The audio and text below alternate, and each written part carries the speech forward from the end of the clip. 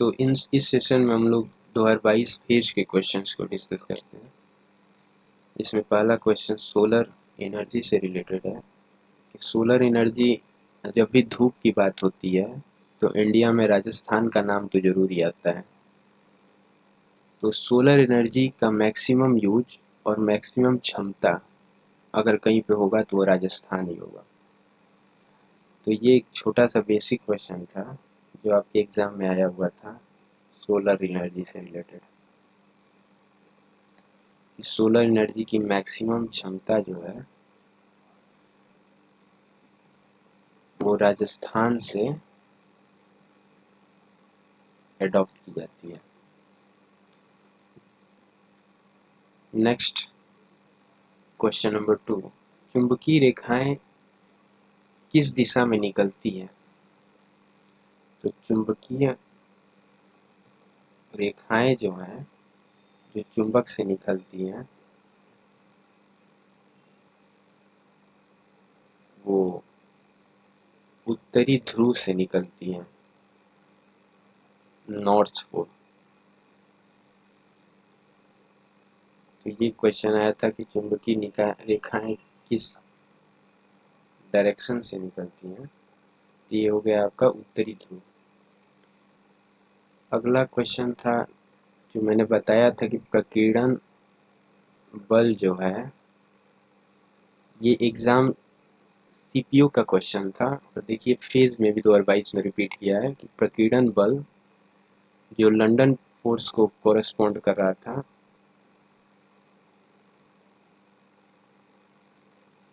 ये किस टाइप का बल है,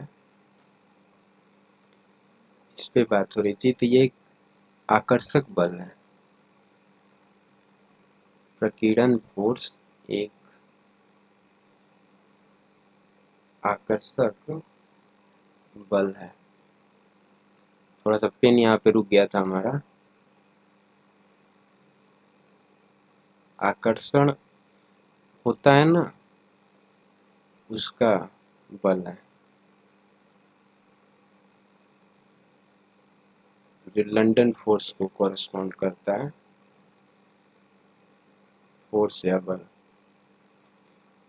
तो ये आपके 3 क्वेश्चंस हो गए। अगला प्रकाश की गति से रिलेटेड है कि प्रकाश की गति जो है वो सबसे ज़्यादा किस में होती है, फिर कम किस में होती है, फिर सबसे कम। तो सबसे ज़्यादा तो आपको हवा में मिलेगी प्रकाश की गति, फिर पानी में,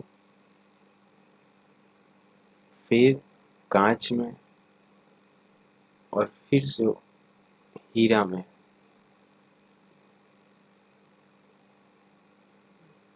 तो हवा में जो है, मैंने साइन लग रहा है उल्टा कर दिया है, सबसे ज़्यादा प्रकाश जो है हवा में तेज चलेगा, फिर पानी में, फिर कांच में और फिर हीरा में। ये है। ये वैसे नॉन इम्पोर्टेंट क्वेश्चन था, ये लेने लायक था नहीं, बट ले लिया गया। चलिए,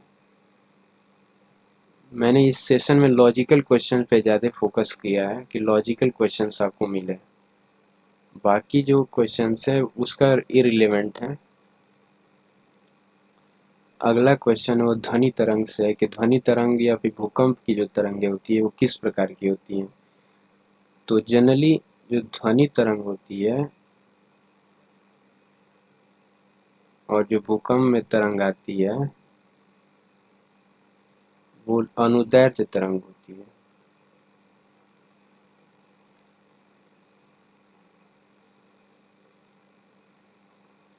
तो ध्वनि और भूकंप में अनुदैर्ध्य तरंग पाई जाती है। भूकंपीय तरंग रेटिना, रेटिना में प्रतिबिंब किस प्रकार का बनता है, इसका क्वेश्चन था। तो हम लोग के आँख की जो रेटिना होता है उस पे वास्तविक और उल्टा प्रतिबिंब बनता है, लेकिन जो हमारा माइंड है वो प्रतिबिंब को जो उल्टा बनता है उसको सीधा कर लेता है। तो इसलिए आप याद रखिए कि दिमाग हमारा सही काम करता है हम लोगों का, वो उल्टी चीज़ को भी सीधा कर लेता है। और प्रतिबिंब जो बनता है वो वास्तविक बनता है, ये भी बात गौर करने वाली है। प्रतिबिंब वास्तविक बनता है और उल्टा बनता है हमारी आंखों की रेटिना पे। अगला क्वेश्चन हो गया जो वेन एलन का एक फेमस डिस्कवरी थी,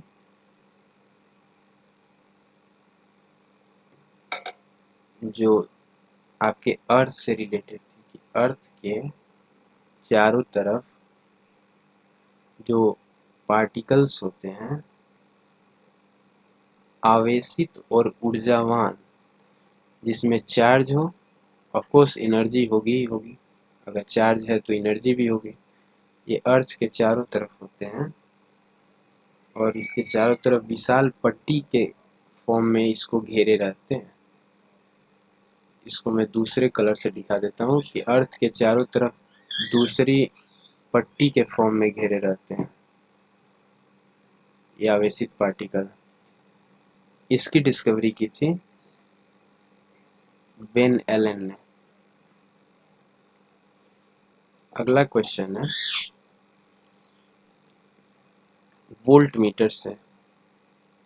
वोल्ट मीटर दो बिंदुओं के बीच में विभवांतर मापता है। जैसे मैंने बताया था कि बैटरी की खोज 1800 में एलेस्ट्रा वोल्टा ने की थी, उसी तरह से वोल्ट मीटर जो वोल्टेज नापता है उसको किस क्रम में व्यवस्थित किया जाता है, इस पे क्वेश्चन आया था कि समांतर क्रम में वोल्ट मीटर को व्यवस्थित किया जाता है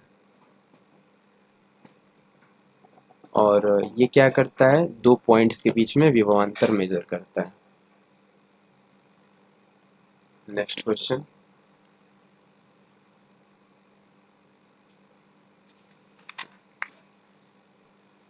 ध्वनि की प्रबलता। ध्वनि जो साउंड है उसकी प्रबलता का मेजरमेंट कैसे किया जाता है, तो इसकी प्रबलता जो होती है वो आयाम के प्रोपोर्शनेट होती है, आयाम के स्क्वायर के प्रोपोर्शनेट। ध्वनि की प्रबलता आयाम के स्क्वायर के प्रोपोर्शनेट होती है। अगला 1921 में किस साइंटिस्ट को नोबेल पुरस्कार मिला था, ये था, और ये थे आपके फेमस आइंस्टाइन। इनको आई थिंक स्पेलिंग में भी समथिंग एरर, बट या आइंस्टाइन हिंदी में मैं लिख देता हूँ। इनको 1921 में नोबेल पुरस्कार दिया गया था।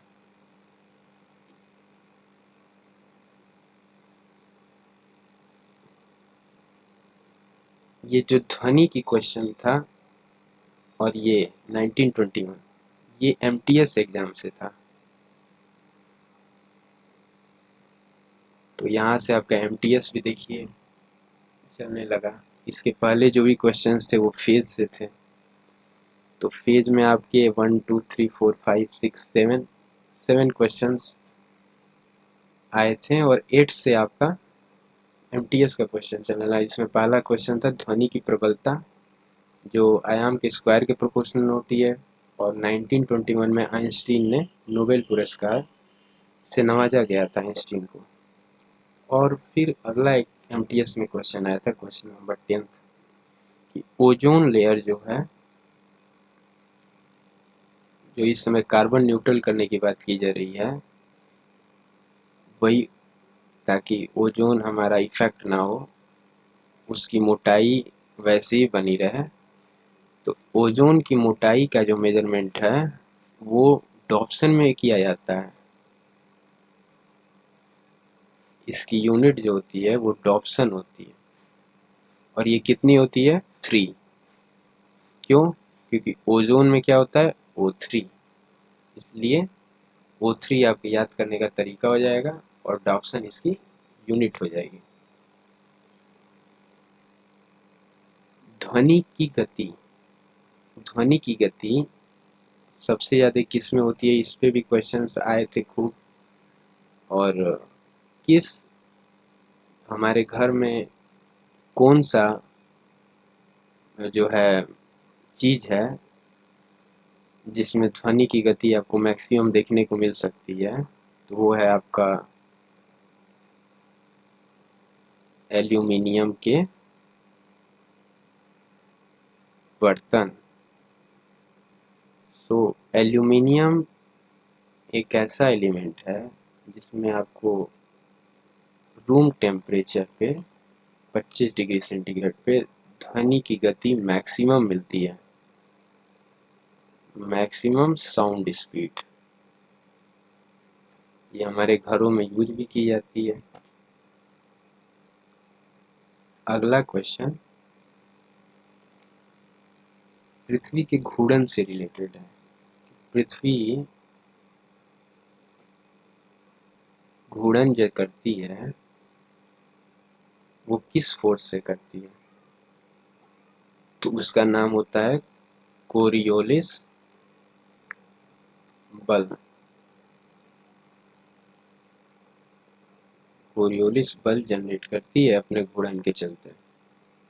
ये आपके सारे क्वेश्चंस थे जो एमटीएस सीजीएल फेज सीपीओ 22 में आए थे, और चैप्टर था और सब्जेक्ट था फिजिक्स। सारे नोट्स पढ़ जाने पर्सपेक्टिव थे, आप इसे नोट्स बना के दिल्ली याद कर लीजिएगा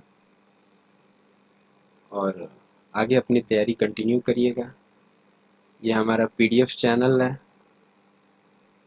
आप इसको इजीली सब्सक्राइब कर लीजिए, बेल आइकॉन प्रेस कर लीजिए ताकि जब भी मैं वीडियो अपलोड करूँ आपको इजीली अवेलेबल हो जाए। आपको एसएससी सिलेक्शन पोस्ट की फेज 11 से जो एग्ज़ाम होने वाली उसकी ढेरों शुभकामनाएं। Thank you.